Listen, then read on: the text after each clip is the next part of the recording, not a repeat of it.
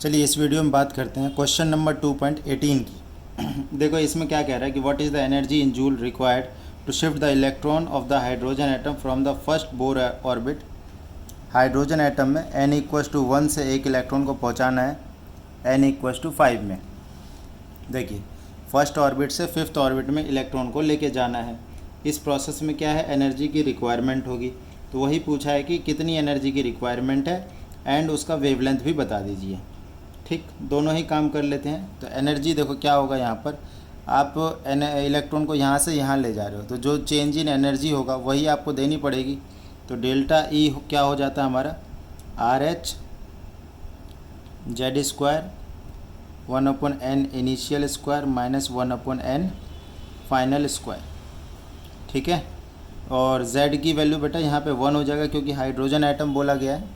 तो delta E हमारा क्या हो जाएगा, RH 1/n इनिशियल, आप 1 वाले ऑर्बिट से ले जा रहे हो तो 1 का स्क्वायर कर दो, 1/n फाइनल, तो ये 5 का स्क्वायर कर दो। तो RH की वैल्यू होती है 2.17 इंटू 10⁻⁻18 और ये अंदर में वैल्यू क्या आ गई देखो 1/1 माइनस 1/25, राइट। तो देखो 2.17 इंटू 10⁻⁻18 और ये वैल्यू होगी बेटा, ये देखो आप 24/25 जब सॉल्व करेंगे तो। अब इसको थोड़ा सा हम कैलकुलेटर की हेल्प से सॉल्व कर देते हैं। इसको कितना आएगा देखते हैं। तो 2.17 को मल्टीप्लाई करना है 24 से, ओके, एंड देन डिवाइड करना है 25 से। तो ये हमारा आ गया 2.08 इंटू 10⁻⁻18 जूल में, ये आपका आंसर आ गया। ठीक है, अब हम देख रहे हैं ना कि एनर्जी क्या है, ये पॉजिटिव वैल्यू आई है। पॉजिटिव का मतलब है जब आप नीचे से इलेक्ट्रॉन को ऊपर ले जाएंगे तो एनर्जी जो है वो गेन होगा, एनर्जी गेन होगी। और जब ऊपर से नीचे उतारते हैं जैसे लाइमन सीरीज़, बाल्मर सीरीज़, उस केस में एनर्जी रिलीज होती है। ठीक है, तो एनर्जी निकाल ली इन्होंने। अब क्या पूछ लिया, वेवलेंथ भी पूछ लिया है। तो एनर्जी और वेवलेंथ में क्या रिलेशन होता है, देखो डेल्टा ई इक्वस टू हो जाएगा hc में लैम्डा, और एनर्जी है हमारी 2.08 इंटू 10⁻⁻18 और h होता है 6.62 इंटू 10⁻⁻34 और c हो गया 3 इंटू 10⁻8। डिवाइड कर दो लैम्डा, लैम्डा कितनी है हमारी, अच्छा लैम्डा निकालना है हमें। तो लैम्डा दैट इज़ वेवलेंथ, ये हो गया 19.86, 6.62 इंटू 3 करोगे तो 19.86 इंटू 10 पावर ये हो गया -26, राइट। अपॉन में ये नीचे आ जाएगा 2.08 इंटू 10⁻⁻18। तो देखो 19.86 डिवाइडेड बाई 2.08 इंटू 10⁻⁻26 अब प्लस 18, तो ये आ गया -8। चलिए डिवाइड कर देते हैं, 19.86 डिवाइडेड बाय 2.08 और ये हमारा आ गया 9.54 इंटू 10⁻⁻8। या फिर इसको ऐसे लिख लो, कैसे, 954 इंटू 10⁻⁻10 और -10 को बेटा हम लिख सकते हैं एंगस्ट्रॉम। तो 954 एंगस्ट्रॉम, क्योंकि यहाँ तक जो चीज़ है वो मीटर में है। ठीक है, तो ये है क्वेश्चन नंबर 2.8। पहले तो एनर्जी निकालनी थी और फिर उस एनर्जी की हेल्प से हमें वेवलेंथ निकालना था। अब मैं एनसीईआरटी में क्वेश्चन नंबर 2.19 देखता हूँ कैसा है, क्या कह रहा है बेसिकली इसमें। The electron energy in hydrogen atom is given by, formula दिया हुआ है आपको। Calculate the energy required to remove an electron completely from n=2 से एनर्जी इलेक्ट्रॉन को निकालना है। What is the longest wavelength of light in centimeter that can be used to cause this transition? देखो इसमें भी यही है कि सेकंड ऑर्बिट से इलेक्ट्रॉन को निकाल देना है और उससे एसोसिएटेड जो वेवलेंथ है वो फाइंड करना है। तो देखिए जैसे कि ये हाइड्रोजन एटम का n=2 है और यहाँ पर जो बेटा इलेक्ट्रॉन है, इस इलेक्ट्रॉन को हमें बाहर निकाल देना है। तो इस प्रोसेस को हम लोग आयोनाइजेशन एनर्जी भी बोलते हैं, that is E∞ minus E0 E2, या इन दिस केस E∞ 0 हो जाता है और ये E2 का फार्मूला हो जाएगा तो यहाँ पे इसका फॉर्मूला होगा R H Z square upon N square.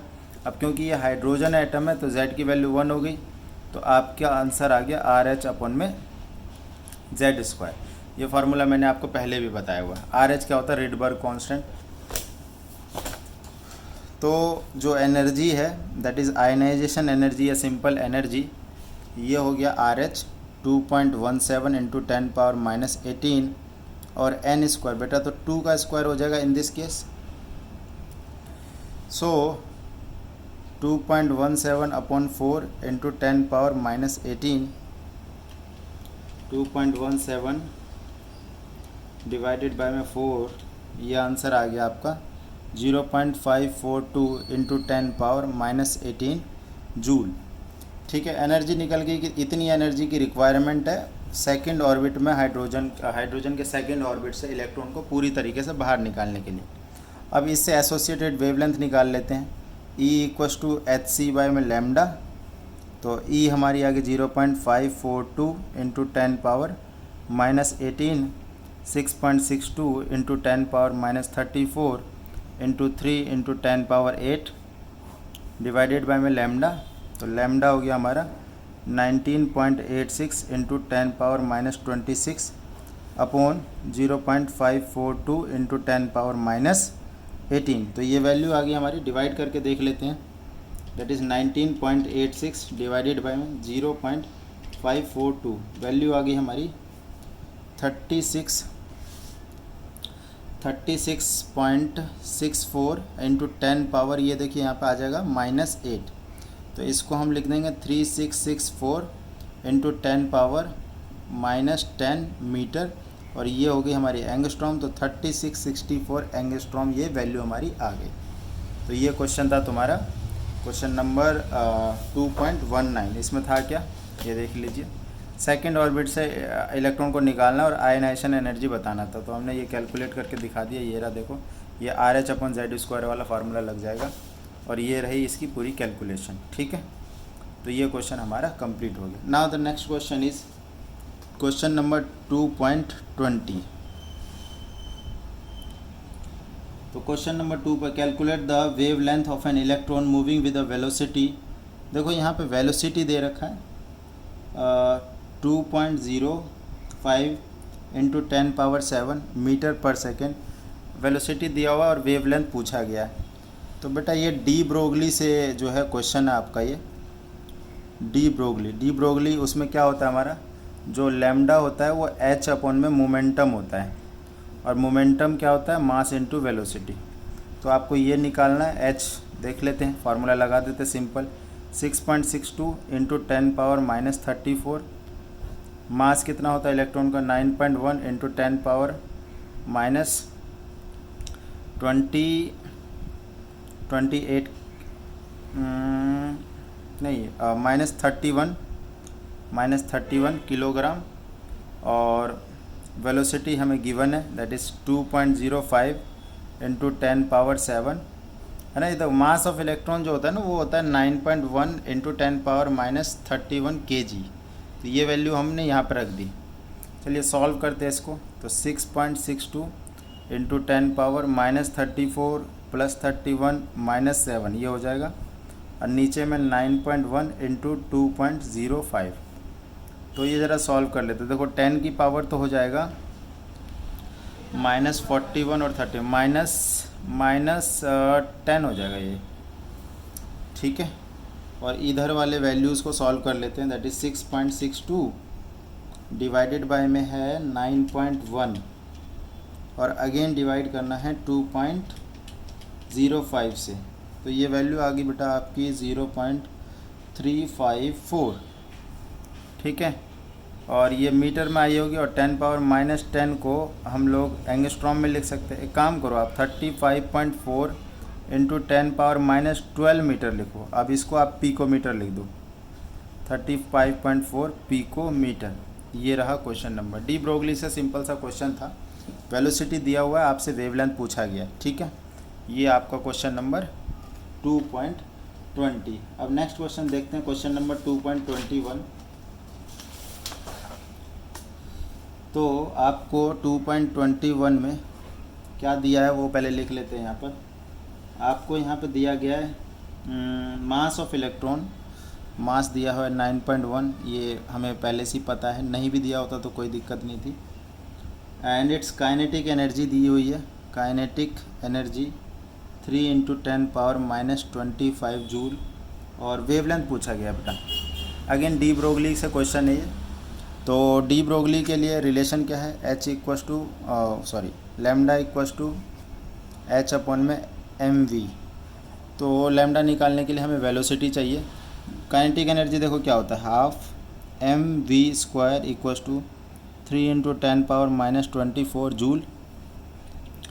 तो वी स्क्वायर इक्वस टू क्या हो गया, 2 × 3 6 × 10⁻⁻25 अपॉन में मास। ठीक है, चलिए 6 × 10⁻⁻25, मास है 9.1 × 10⁻⁻31, तो वी स्क्वायर की वैल्यू आ गई 6 डिवाइडेड बाय में 9.1। तो 6 डिवाइडेड बाय, देखिए 6 डिवाइडेड बाय 9.1 जो है 0.659 हुआ, और ये -31 ऊपर जाके +31 हुआ, तो वैल्यू आ गई 10⁻6। बट इसका हमें रूट लेना पड़ेगा, तो रूट 0.659 और 10⁻6 का रूट 10⁻3 हो गया। ठीक है, चलिए इसका रूट देखते हैं, रूट निकालना है। तो इसका रूट हो जाता है आपका 0.81 × 10⁻3। तो ये वेलोसिटी हमारे पास आ गई। ओके, इसके बाद हमें डी ब्रोगली लगा देते हैं यहाँ पर। De Broglie lambda equals to H 6.62 × 10⁻⁻34 upon में मास 9.1 × 10⁻⁻31 इंटू में वेलोसिटी 0.81 × 10⁻3। तो वैल्यू होगी बेटा यहाँ पर, एक काम करते हैं, इसको पहले मल्टीप्लाई कर लेते हैं 9.1 से। तो ये वैल्यू आ गई हमारे पास 7.389 और इंटू 10⁻⁻28, ऊपर में है 6.62 × 10⁻⁻34, राइट। तो 6.62 को डिवाइड करना पड़ेगा 7.389 से। चलिए कर लेते हैं, 6.62 डिवाइडेड बाय 7.389, तो the value is 0.895 into 10 power, देखिए क्या हो जाएगा, -6 हो जाएगा। तो इसको लैम्डा जो है 6959 भी कर लेते हैं, तो इसको लिख लो 8959 इंटू 10⁻⁻10 मीटर। तो लैम्डा आ गया 8959 एंगस्ट्रॉम। ठीक है, जब भी डेसिमल आप राइट साइड में शिफ्ट करते हो तो जो 10 की पावर है वो डिक्रीज़ होती है। तो इस तरीके से ये क्वेश्चन भी हमारा ख़त्म हुआ, क्वेश्चन नंबर 2.21। ठीक, चलिए इस वीडियो में इतना ही। Thank you so much.